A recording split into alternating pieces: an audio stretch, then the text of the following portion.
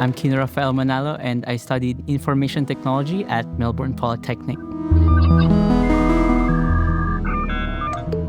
This course really offered me a new knowledge, a wide variety of about IT. So that really took my interest. So in the Philippines, I studied computer science. Fast forward, I got a student visa.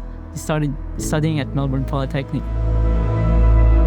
Currently, I work with Amazon Web Services as data center operations technician. You were working in learning environments in Melbourne Polytechnic while you were still studying. They were looking for like a student who can help them build ebooks during that time. I suddenly got this opportunity with Amazon Web Services and they were really supportive. Like, KINO, this is a career growth. We're happy for you.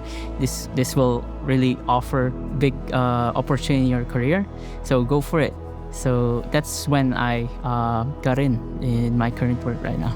It means a lot. When I was still studying, I wasn't really aware that there's this award. I actually just thought, okay, end goal of this will be graduation, and that's just my goal. Okay, try to get the grades good. I think this award really made me realize that when you give out more, you expect more to come.